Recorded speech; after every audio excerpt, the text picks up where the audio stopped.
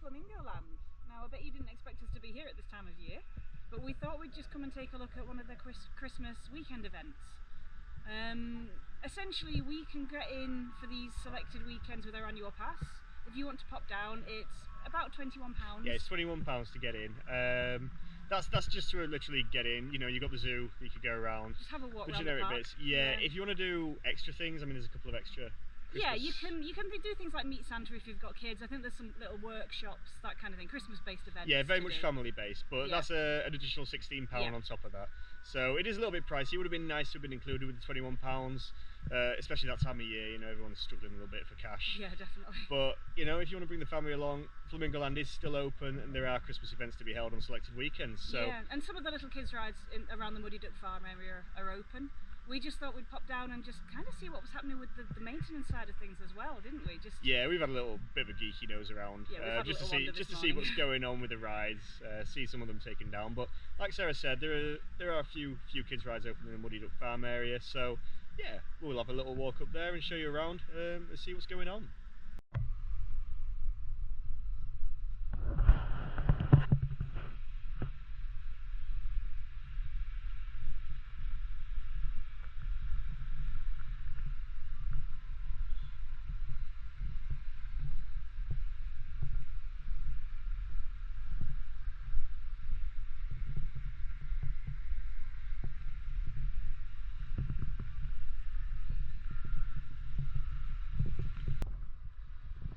Okay, so this is the newly reimagined Lost River ride that we're expecting to come hopefully early next year, and as you can see, it's looking pretty much there. I mean, there isn't much left to do on it by all accounts. The drop's in, the water's it's full up now, the troughs are full.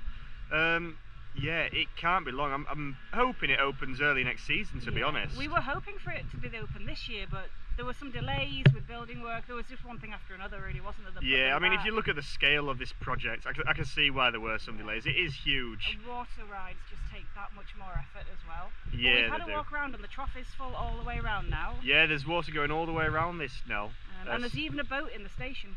There is a boat in the station. It is still one of the old ones, so I'm assuming they're just going to paint that up, ready for next year. But by all accounts, it's not got far to go.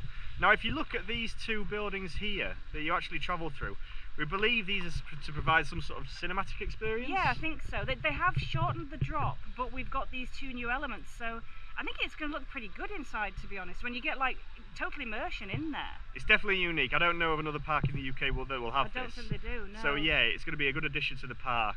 In my opinion, personally, given how much this has probably cost, I would have liked to have seen the money spent elsewhere. Some of the rides are looking a little bit tired now. Yeah. Could have done with a bit of an update, a bit of a refresh, cliffhanger for example. And it's also the splash battle section in the centre of the park. Yeah, I really feel there's a lot they could do with that. And I mean, this is a huge project, as you can see. We've even got the seal. Yeah, the seal centre here as well. So it will have been a huge project, and I just feel as good as it's going to be. I am looking forward to it. Could this money maybe have been better spent? You know, just freshening up the rest of the park first. Especially after we were at Blackpool a couple of weeks back, we saw what's happened with Launchpad and what you could do with Cliffhanger. Yeah, the newly imagined Launchpad was fantastic. It's a thing that potential is there for Cliffhanger as well. I'd love to see that. Which, in our opinion, from a ride perspective, it is a better ride. It's a more intense ride, Cliff. You have the shot and the drop, and they could do so much more with it. But don't get me wrong, we are very much looking forward to this next year, next season. Yeah, something new is what Flamingo Land needs. So yeah, they need to bring something new. The drop is shorter, like I say. It is probably more of a family-based ride now, but that doesn't detract from it. I think, by all accounts, it's going to be a better ride experience for sure, especially with these cinematic sections. I'm intrigued as to what's going to happen on in there. Apparently it's going to be quite four-dimensional with screens and movement of the boat, but we'll have to wait and see for that. But really looking forward to it. So we're outside Hero now, and all the trains have been taken off. It's quite eerie, and they're actually here. So you can have a good look round them.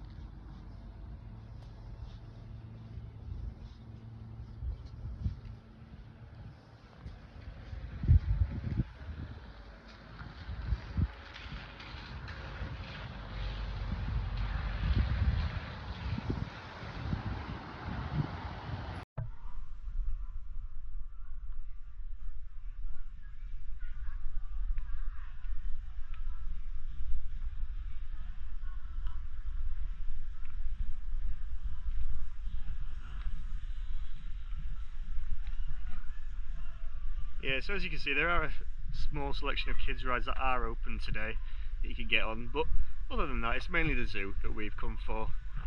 Don't expect the main rides to be open, they are all closed.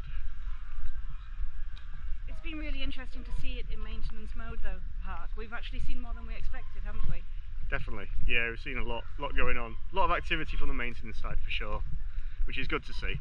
It's Ready really for next year. It's really interesting from our point of view, being interested in rides and coasters anyway, to see what happens when they're not actually open.